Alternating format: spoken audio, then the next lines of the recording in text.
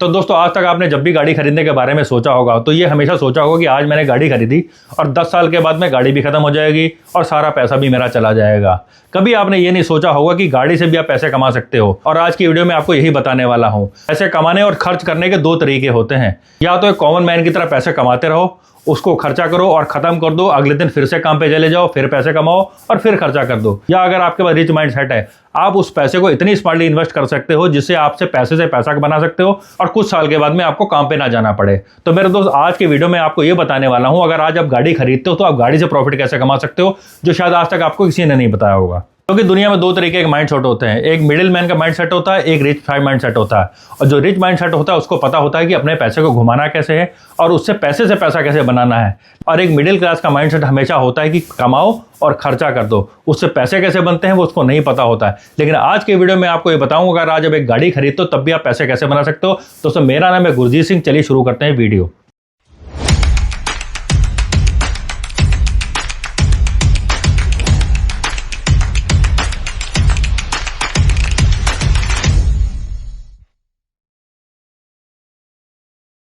अब दोस्तों, दो लोगों के पास में 70-70 लाख रुपए हैं। दो माइंड सेट है, एक रिच माइंड सेट है और एक कॉमन मैन माइंड सेट है।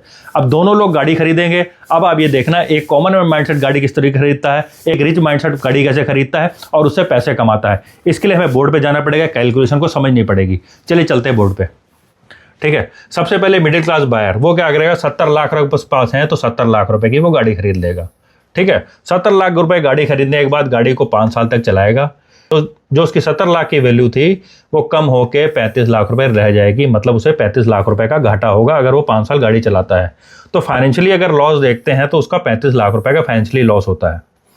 उसी के बाद अगर हम बात कर रहे हैं रिच माइंडसेट की, जो दिमागदार आदमी है, बिजनेसमैन आदमी है, जिसको पता है कि पैसे को कैसे घुमाते हैं, वो क्या करेगा, अगर उसके पास ये 70 लाख रुपए हैं तो वो इस 70 लाख रुपए में 10 लाख रुपए का डाउन पेमेंट करेगा, 60 लाख रुपए का बैंक से लोन कराएगा।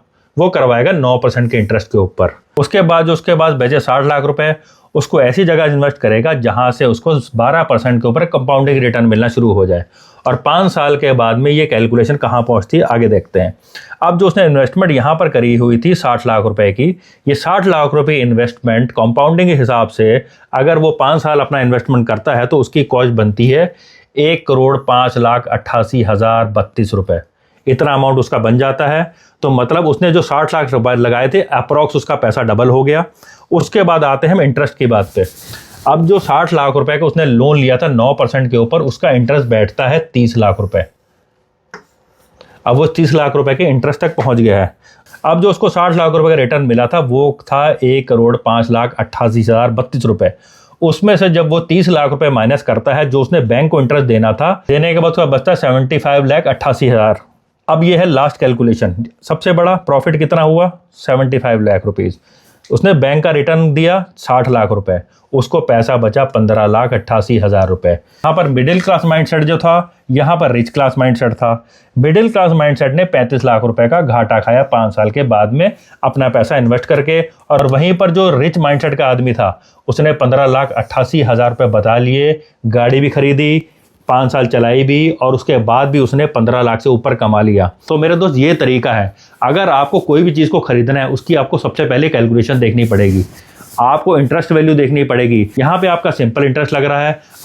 अगर आप कहीं इन्वेस्ट करते हो तो आपका कंपाउंडिंग इंटरेस्ट लगता है। और कंपाउंडिंग इंटरेस्ट की पावर अगर आपको नहीं पता है ना, तो आप समझ लो पैसे नहीं बना सकते। दुनिया में सक्सेसफुल आदमी हमेशा अपने पैसे को कंपाउंड करने की सोचते हैं। और आप में से बहुत सारे ऐसे लोग होंगे जो कहते हैं कि 12% रिटर्न बनेगा कैसे। मेरी एक सीरीज है म्यूचुअल फंड की, उस सीरीज को आपको जाके देखो। म्यूचुअल फंड में इजीली आप 12% बना सकते हो। 12 नहीं, आप 25% बना सकते हो।